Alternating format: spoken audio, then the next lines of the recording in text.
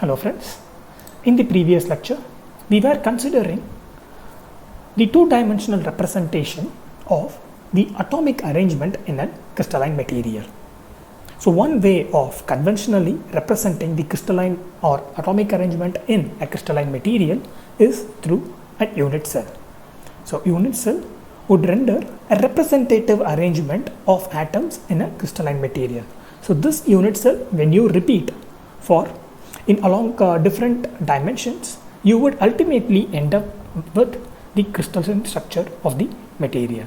So therefore, depending on the crystal structure of the material, even though the overall dimensions of a unit cell might be the same, the atomic positions or the positions wherein the atoms are placed might vary. So this we saw in the previous lecture by considering a simple cubic structure and a BCC structure. So these two structures we consider extensively, and in the simple cubic structure, when you have an unit cell,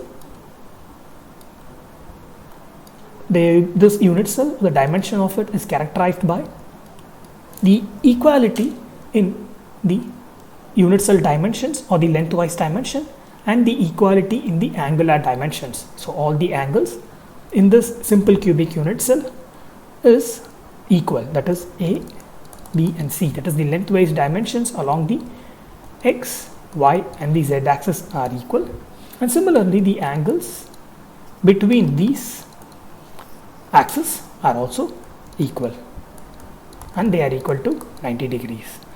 So in case of both simple cubic and BCC, the nature of the unit cell remains the same. The angular dimension and the longitudinal or lengthwise dimensions along each of these planes, they also remain the same. However, one critical difference is the positions of the atoms within the unit cell. In simple cubic, the atoms just occupy the corners.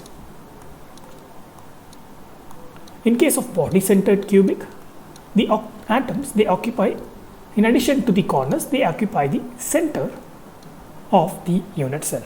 So therefore, even though the overall unit cell or the dimension of it are same for simple cubic and BCC, it is the position of the atom that differentiates these two crystal structure.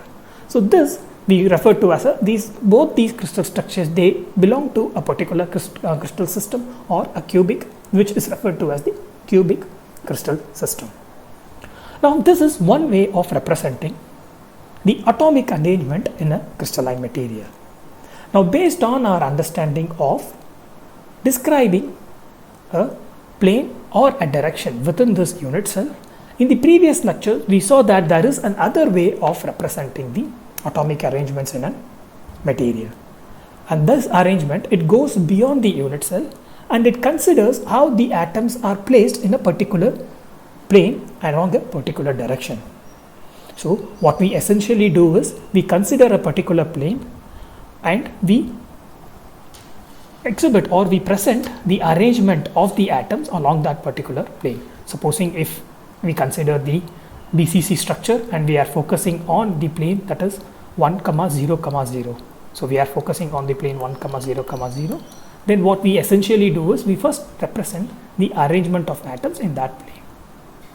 So we have a closely packed arrangement of the atoms in this 1, 0, 0 plane, which is nothing but this plane. And when you move along this plane and when you see the arrangement of atoms after this plane, or when you build on this plane and when you want to place the arrangement of the atoms in the next plane, the plane that is next to this 1, 1, 0 plane, you would see that we have to represent the atoms that occupy the center of the unit cell, and this atoms that occupy the center of the unit cell is placed here. So you have the atom that occupies the center of the unit cell here, and after the next layer that follows, the atoms that occupies the center of the unit cell will have an arrangement that is similar to that of the arrangement that we previously saw in the blue shaded plane.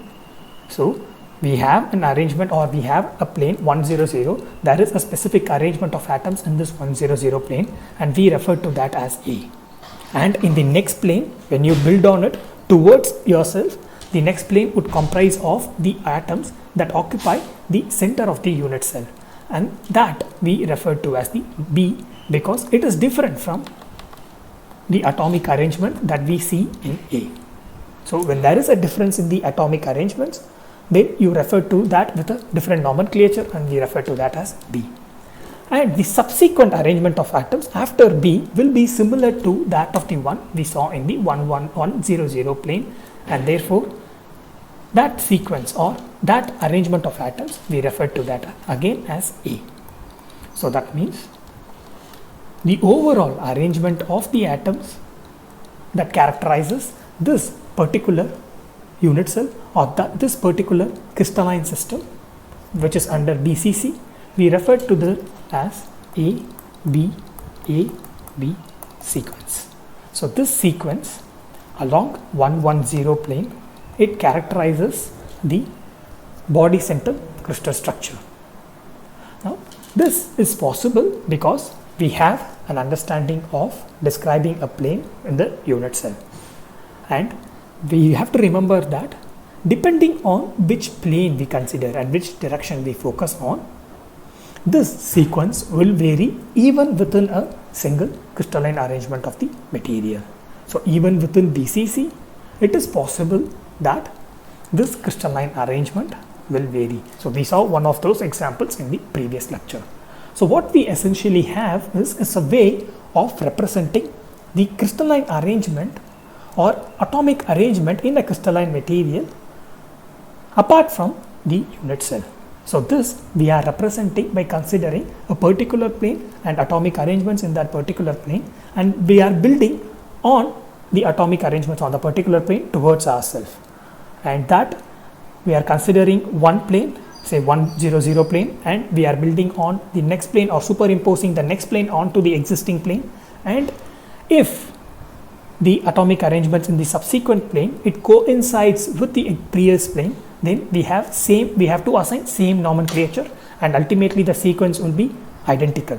If not, then you have to assign a new nomenclature, like in this case, because the initial plane it comprises of the corner atoms and the subsequent plane it comprises of the body centered atom. So that means the positions of the atoms have shifted, so that means the centers are not identical, the centers are not aligned, so you have a new arrangement of the atoms, so you have a different nomenclature, that is B. So ultimately the unit cell or the crystalline structure using this sequence is referred to as or represented by AB and so on. So this we called it as the stacking sequence. So we saw in the previous lecture, by focusing on BCC alone, that depending on the plane that you consider and the direction that you consider, this stacking sequence for a given crystalline arrangement, even within BCC, it would vary. For a given consideration of the plane and the direction, it might be AB, and for a different consideration of plane, it could just be A alone. This we saw in BCC and also for in case of the simple cubic. Now, one crystalline structure which is largely prevalent in the metals that we have overlooked or considered very briefly was FCC. Now let us render some of the basic stacking sequence that we observe in FCC and then move on to the next topic. So in this lecture, since in the previous one we have just spoke very briefly about the stacking sequence in FCC, we will begin this lecture by considering a little bit more of the stacking sequence that we observe in FCC and move on to the next aspect. Now the FCC, it is a part of the crystalline system or crystal system that builds or that characterizes the simple cubic and BCC. So the crystalline system that is associated with simple cubic and BCC, it also characterizes FCC. So it means that the dimensions, both angular and lengthwise dimensions, are equal. That is, of the unit cell, the angular and the lengthwise dimensions are equal, and the only difference is the positions of the atoms. Now in FCC, as the name suggests, again this might be You guys might already be very familiar with this. But despite your familiarity, we are reintroducing it here because we want to get acquainted with the stacking sequence that represent the FCC, particularly with the difference in the consideration of the plane and direction. So that is our focus here. So therefore, even though you might be acquainted with the FCC crystal structure, you are already familiar with, even though you might be already familiar with the FCC crystal structure, we are revisiting it because our focus is now on understanding the stacking sequence. Now, this FCC, like we have seen, the dimension of the FCC unit cell is similar to that of the simple cubic and body centered crystal structure. However, the positions of the atom, including the atoms in the corners that are shown by the empty black circles, you have atoms along each of the faces.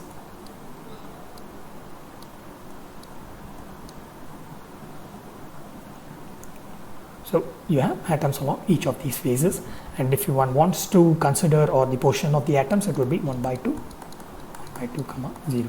This would be the positions of the atoms, and this is what is the difference between, or this is what differentiates the FCC from other cubic systems or unit cells of the other cubic, that unit cells that adhere to other cubic systems.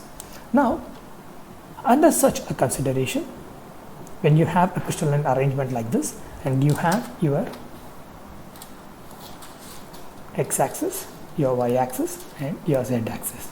Now let us focus on, like in the previous case, 1, 0, 0 plane, or rather the family of 1, 0, 0 plane. So this 1, 0, 0 plane would be the ones that is, let us highlight it in green. So this would be the 1, 0, 0 plane. Now in case of the 1, 0, 0 plane, you have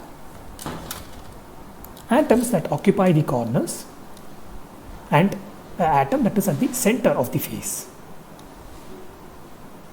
So this would be the arrangement of the atoms in the 1, 0, 0 plane, or family of 1, 0, 0 plane, that is highlighted here in green.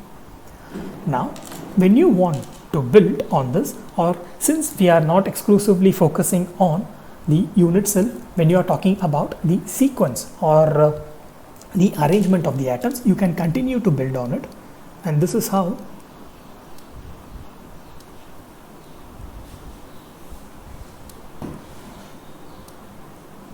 the arrangement of atoms in FCC along 1, 0, 0 plane would look like.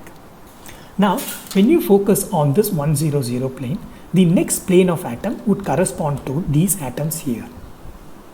So, correspond to these atoms that occupy the other faces, or that are placed in the other faces of the unit cell. So, these 4 atoms, they will form the next sequence when you want to place the atoms along or with respect to the 1, 0, 0 plane.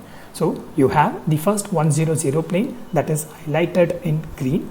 So you have the atomic arrangements of the 1, 0, 0 plane, and now you want to superimpose the next layer of atoms. The next layer of atoms are highlighted in red, and these atoms, they are exclusively associated with the faces of the crystal structure, and if you want to superimpose their positions will be here.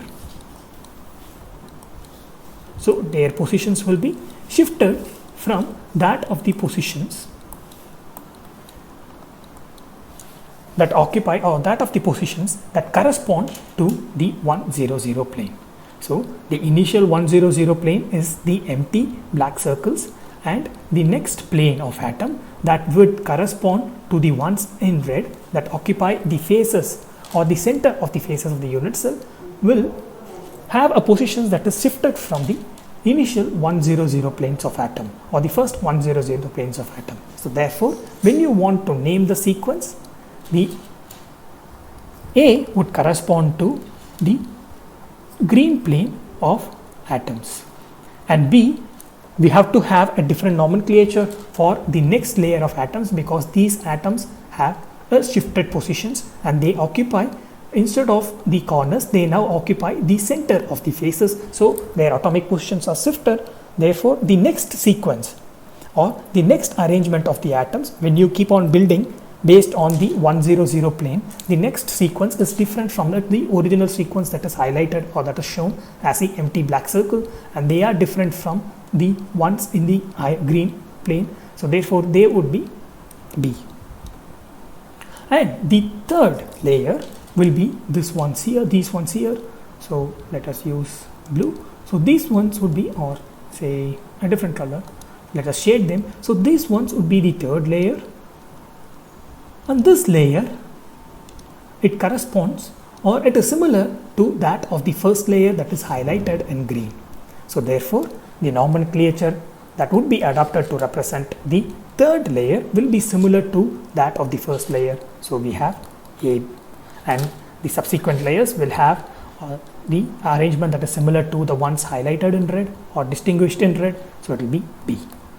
So when you consider 100 plane or family of 100 plane in FCC arrangement, we have a sequence that is of AB, AB and AB nature, meaning you have one distinct arrangement and over which you have a separate or you have an arrangement of atoms in 100 plane, and the subsequent layer is shifted from this 100 plane arrangement of the atoms, and the third layer is similar to that of the 100, and that is the reasons why you have this particular stacking sequence when you focus on the 100 family of or 100 family of planes in the unit cell. So this is exclusively for 100 family of planes, and if you want to consider the direction, this direction would be 0, 0, 1, and this direction here would be 0, 1, 0. So what we have seen is similar to ABB or BCC. In case of FCC, it is possible to have AB sequence when you consider 100 plane and the set of direction. When you look along this direction, or when you are focused along this particular plane, it is possible to have AB sequence. Now let us shift our focus and consider a different plane. Now let us shift our focus and consider a different plane, or try to build the sequence based on a different plane. So for that, let us again consider the unit cell of the FCC crystal structure, and here, in addition to these atoms that occupy the corners, we have atoms that occupy the center of the faces.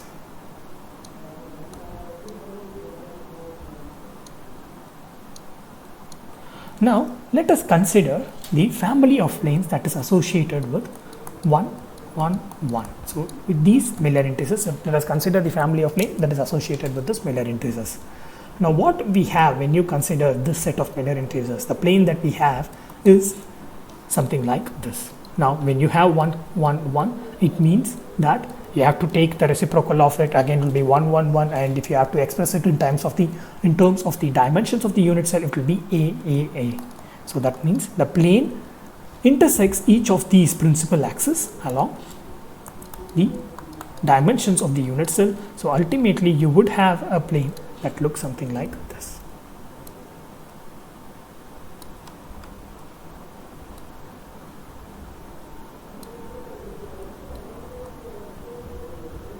So if you consider this plane includes these corner atoms, that is 1, 2, 3 corner atoms, and it also includes these 1, 2, 3 atoms that occupy the center of the face. So this plane here, it occupies 1, 2, 3 corner atoms and atoms that occupy the center of these 3 atoms that occupy the center of the faces. Now when you plot that, or when you want to show the arrangement of these atoms in a single layer, it would look something like this.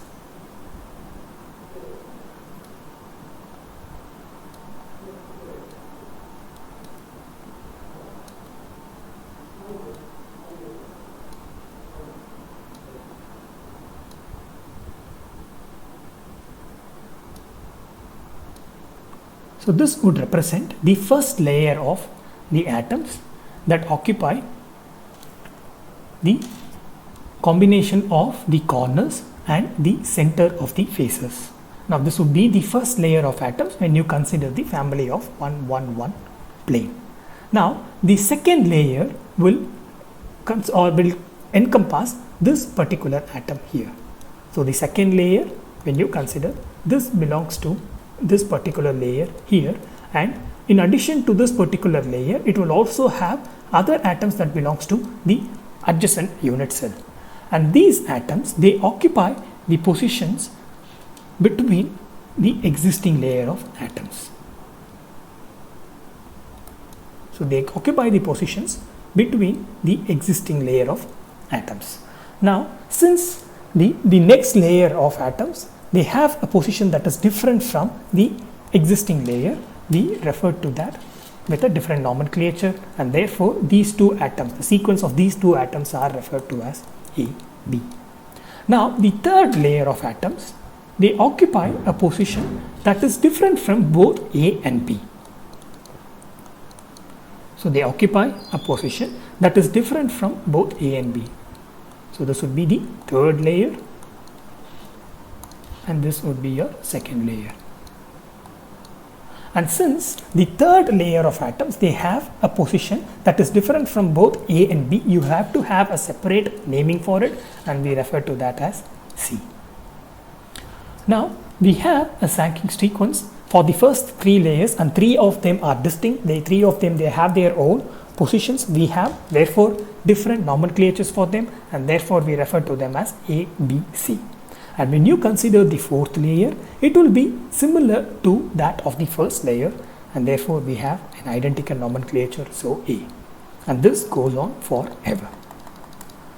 Therefore when you consider the 111 a plane of atoms in the FCC, the sequence of arrangements along this 111 plane will be different from that of 100 plane. In 100 it was AB, AB and so on.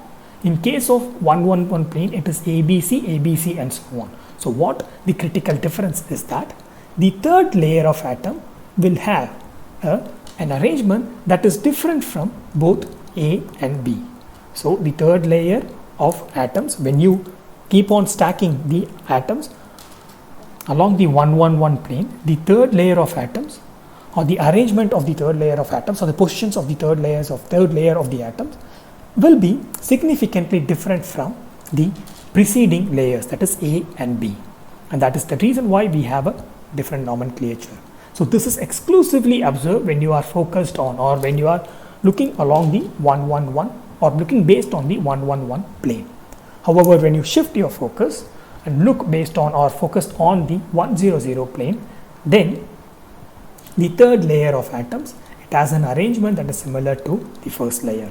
So what we observe here is similar to what we have seen in the simple cubic and BCC, that is, depending on the focus or depending on the planes and direction that you consider, depending on the orientation that you focus on the unit cell or the orientation that you render to the unit cell, the atomic arrangement or the sequence of the atoms arranged, they vary. So when you focus based on 111, you have a sequence that has three different arrangements. So A, B and C are three distinct arrangements. You have a sequence. When you focus along 111 family of plane, you have three distinct arrangements. Now when you focus along 100 plane, you have two distinct arrangements in FCC. So this is one of the factors or one of the aspect of the FCC crystal structure, that along one direction and one family of planes you have AB, AB sequence, and along one direction you have ABC, ABC sequence. Now let us focus on, just for our understanding, let us focus on this AB, AB sequence here.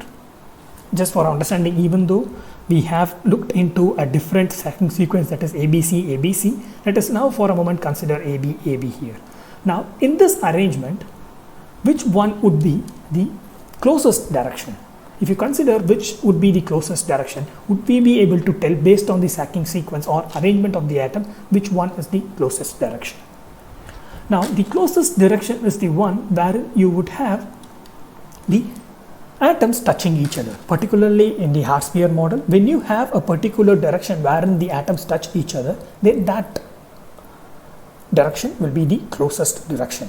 Now, if in that case, if you consider the first layer, that is A layer in the 1, 0, 0 plane, then this direction is the one wherein you have atoms touching each other, and therefore this direction would be the one, or this direction would be the closest or close packed direction. How, when compared to this direction that we have highlighted in green, if you compare these directions are not close packed because the atoms are not touching one another. So in this directions the atoms are not touching one another.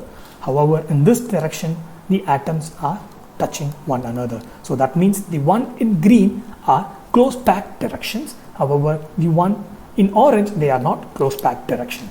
Now let us consider the plane that we saw here, the 1, 1, 1 plane. So which we represented in this manner. So the first plane of 1, 1, 1 consideration that we rendered here is something like this. So in this case, you could see all the atoms, they touch each other in this plane. So this means we have the 1, 1, 1 plane as a close packed plane. So in FCC, the plane that is close packed is the 1, 1, 1 plane, because in this plane we have atoms touching each other. So this is one advantage of seeing or considering the atomic arrangements with a particular plane or with respect to a particular plane. When you consider the atoms as we have considered for the stacking sequence, it is easy for us to visualize which is the close packed plane and which is the close packed direction. Now in this case, we saw in the 1, 0, 0 plane, it is not a close packed plane, but along certain directions where there is a close packed arrangement. However, when you consider 1, 1, 1 plane, the whole of this plane is a close packed plane. Now, considering the sequence of atoms, when you want to present the atomic arrangement using stacking sequence, and you present the arrangement of atoms by layer based on the their arrangements in a particular layer, you would be able to discern which plane is the close packed one, and if a plane is not close packed enough, then which direction is the close packed one. In case of 1, 0, 0 set of planes, the plane itself is not close packed. In case of FCC again, but we have specific directions that are close packed. However, in case of FCC, in 1, 1, 1 plane, the whole of this plane is close packed. So this understanding, more than the unit cell representation, we will be able to gain by considering the stacking of atoms in along a particular direction and a particular plane. When you consider or when you start building the stacking sequence of the atoms, you will be able to understand. So of course, stacking sequence of the atoms based on a particular plane and the particular direction, you will be able to understand if the particular plane is close packed or not. If it is not close packed, are there any directions within the plane wherein the atoms are closely packed?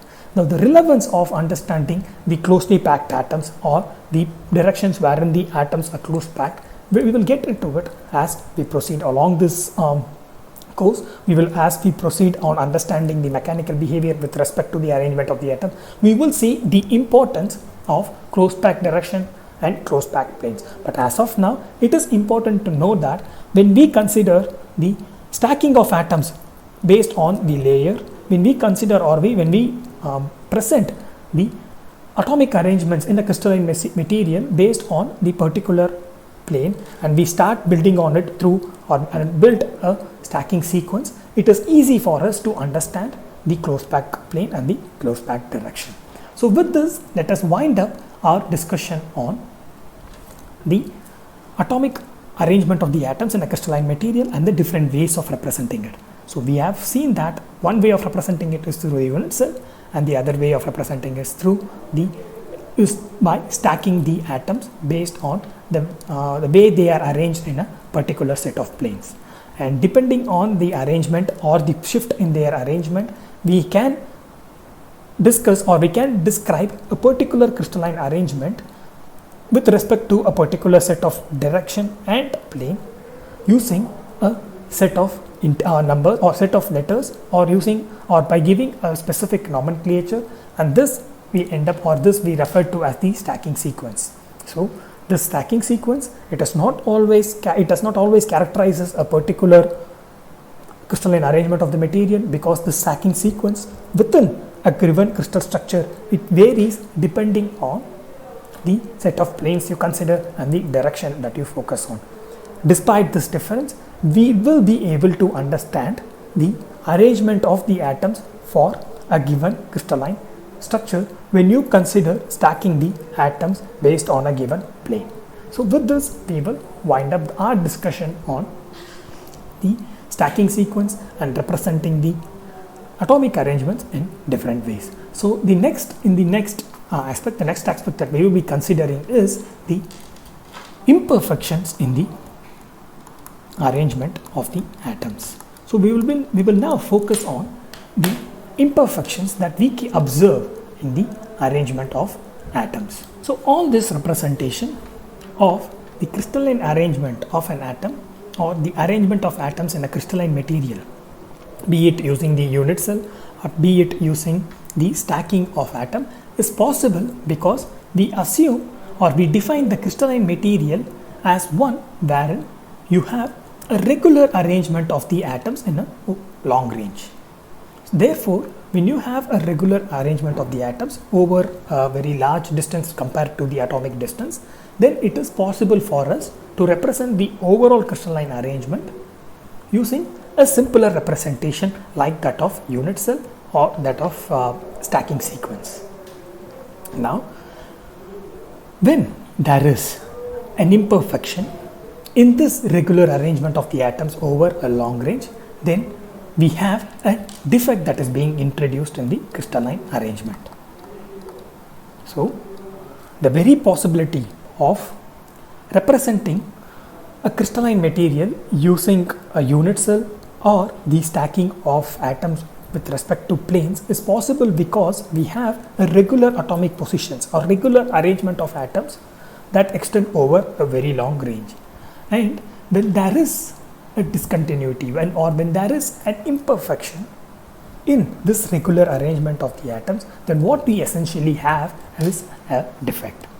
And in this section of the lecture, we will be focusing on what a defect is and what are the different forms of defects. Now, in this lecture and a few lectures forward, we will be focusing on the defects that are possible in a crystalline material. Now, the way we are able to identify these defects is because we have defined the crystalline material as a material wherein you have regular arrangement of the atoms over a very long range, and whenever there is a disturbance to this regularity, then we have a defect that is introduced in the material. Now, depending on the range over which this imperfection is introduced, we classify the different defects into different ways. So, depending on the imperfection or the degree of imperfection you observe in the material, or the range over which the imperfection is pronounced, we have different forms of defects. So, the one form of defect is the point defect. The other form of defect is the line defect. The third form of the defect is the surface or volume defect. So, as the name indicates, these defects, they are distinguished based on their influence or the amount of imperfection they bring about when you consider the overall range of the material. Now, when you focus on point defect, these defects are largely confined to a very small range. They are largely confined to a 1 or 2 lattice points, and that's the reason why we refer to them as the point defect.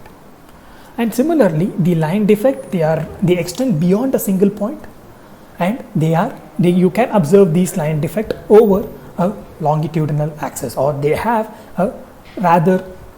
an axis, or they have a dimension that we commonly refer to as the one dimension. So they have these defects, they are pronounced along a one dimension or along a longitudinal axis, and that's the reason why we refer to them as the line defect. And finally, we have the surface or the volume defect, that these defects are rather observed over a surface area or over the volume or over the volume of the material as a whole. So these are the different forms of the defects that are introduced in the material, and these are characterized by the imperfections in the atomic arrangement. So whenever you see any disturbance in the regular arrangement of the atoms in a crystalline material, we refer to them as the defects. And these defects, we can classify them based on the degree of the disturbance that you observe in the material. Suppose the degree of disturbance is confined to 1 or 2 atoms, then we have a point defect. Now, when the degree of defects or the degree of imperfection, it extends beyond 1 or 2 atoms and it moves along a line or a one-dimensional range, then you would have a line defect. Now, when you compare the line defect with respect to that of the point defect, the degree of imperfection is extended, and it is not extended in all the dimensions possible, but it is extended in just one dimension, and that is the reason why we call it as the line defect. So it is rather a one-dimensional defect. And when you compare the third form of the defect, that is solid or surface or volume defect, with respect or with point or line defect, the imperfection that is introduced by these defects, the surface or the volume defects, is more pronounced, and they extend beyond one dimension to 2 or 3 dimensions. And that is the reason why we refer to them as the surface or volume defects. So these defects are only, we are able to characterize these defects or identify these defects principally because in crystalline material we have regular arrangement of atoms, and any disturbance to this regular arrangement of the atoms is what we refer to as the defects. Supposing you have an amorphous arrangement of materials or amorphous arrangement of atoms in an amorphous material, then in that case, since the positions of the atoms are not regular in the long range order, then in that case it becomes difficult for us to identify these defects. So the defects are made possible, or the criteria that allows us to identify the defects is the regular arrangement of the atoms in the crystalline material.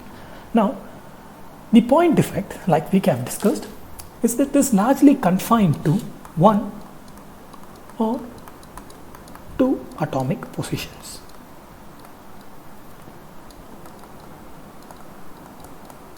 So, in case of when you consider the dimensions of the point defects, it does not have any specific dimension, or you can also refer to as the zero dimensional defect, but it does not extend beyond 1 or 2 atomic positions. And now maybe you are already acquainted with the examples of the point defects. The point defects, it manifests itself in the material in the form of vacancies and interstitial atoms. So you have a regular arrangement of atom in a crystalline material, and if there is an atom that is missing from its position, then that we refer to as the vacancies, as the name suggests. And if you have an atom that is misplaced from its position and occupies a position that is not a conventional position for an atom to occupy, then we refer to that as the interstitial atoms. Now, we have seen here the possibility or the criterion that is required to define defect is the regular arrangement of the atom in the crystalline material. When you don't have regular arrangement of the atom, it is difficult for us to define or characterize defects. Now, there is also a criteria for us to describe the point defect. We need a definite criteria in order to describe the point defect. That is, only when you have the atoms occupying a specific points in the unit cell. Supposing you have an unit cell, like the ones that we have considered, that is BCC, FCC and simple cubic, we saw the difference between these unit cells is that the atoms occupy a specific positions. And only when you have such a consideration wherein the atoms occupy a specific site or the specific position, only when you have such a system, you will be able to identify vacancies and interstitial atoms. Because only when you have atoms occupying the specific position, you will be able to notice the absence of an atom in that specific position. So supposing if you have a simple cubic crystal structure and From our previous discussion, you would be able to realize that in these spots you will have atoms for a simple cubic crystal structure, and now the atom in this spot is missing. The only way you are able to realize that the red spot is empty or there is an atom that is missing in this spot is because you already know the atomic positions of the atomic positions in the simple cubic crystal structure. And that is the reason why you are able to identify the absence, and that is the reason why you are able to characterize this point defect. Therefore, if one wants to characterize the point defect, it is important for for us to know the positions of the atoms. So the point defects can only be characterized in a material when we are familiar with the positions of the atoms in that material, or in a material when the atoms have occupied a specific positions. Only in that material you will be able to identify the point defects. So in case of this example here, a simple cubic structure example here, when the atom that is highlighted in red is missing, it is easy for us to identify that as a point defect because we know the positions of the atoms in a simple cubic structure. Supposing this atom here that is highlighted in red, it moved to a position here, and this is empty. So we know, or this position, this atom here is occupied, and from somewhere else we have an atom that is occupying a position here. Now, given that you know this particular material is a simple cubic material, and you know that there should not be any atom occupying this particular spot here, only then you will be able to identify this as an interstitial atom defect. Supposing if you are not aware of the crystal structure of the material, if you are not aware of the atomic positions that should characterize this crystal structure, or with respect to this crystal structure where these atoms should be placed, if you are not aware of that, it will be difficult for you to identify this particular defect. It will be easy for you to classify this as BCC if you are not aware of the crystal structure of the material, and particularly or more especially you are not aware of where the atoms are placed in this particular crystal structure. If you are not aware of that, you will easily categorize this as body-centered cubic material. However, when you are aware of the crystal structure and when you are aware of the position of the atoms in this crystal structure, then you would be able to realize that this atom is not a conventional position, it's not in its conventional position, but it is rather shifted, or this is rather a defect. This is not the regular arrangement of the atom that you would associate with simple cubic, but rather this is a defect, this is an irregularity, or this is an imperfection. So in order to realize, in order to identify the point defect, the criteria that is necessary is you need to be familiar with the crystal arrangements of the atoms or the crystal structure of the atoms, and particularly the positions of the atoms in this crystal structure. Only when you are aware of the positions of the atoms in the crystal structure, or only when you are sure about which positions should the atoms occupy in a specific crystal structure, you will be able to identify the point defects. Be it vacancies, be it interstitial atoms, you will be able to identify this point defect only when you are familiar with a crystal structure or the positions wherein the atoms occupy the crystal in a particular crystal structure. These positions where the atom occupies in a particular crystal structures, they are referred to it as the lattice site. And when you see a vacant lattice site, you have vacancies, and when you see an atom in a non-lattice site, you have an interstitial atom defect. So when there is a vacant lattice site in a crystalline arrangement, you refer to that as vacancies. When you have an atom occupying a non-lattice site, you refer to that as the interstitial atom defect. Now it is important to note that there is a term that qualifies this defect, that is the defect interstitial atom. It is qualified by a term, or meaning it is made specific by a term, self. So this defect that deals with the interstitial atom is referred to often as the the complete or the comprehensive name for the interstitial atom defect is self-interstitial atom defect. This is because the atom that you see that is misplaced in its position and occupying a non-lattice site is the atom that should be present in the lattice site. So the atom that actually builds the whole crystalline material is the atom that is present in the interstitial site, and only when this condition is fulfilled you call that as the interstitial defect. When you have an impurity that is present in the interstitial site, we have a different name for it, and that we will look in the next lecture. But this defect that we are considering now is a self-interstitial defect or self-interstitial atom defect. So this means the atom that should be present in the regular lattice site is as misplaced and now occupying an interstitial site. The interstitial site is nothing but the site that is between the regular atomic site, and since the atom that should occupy the regular atomic site has misplaced and moved into the interstitial site, we refer to that as the interstitial atom.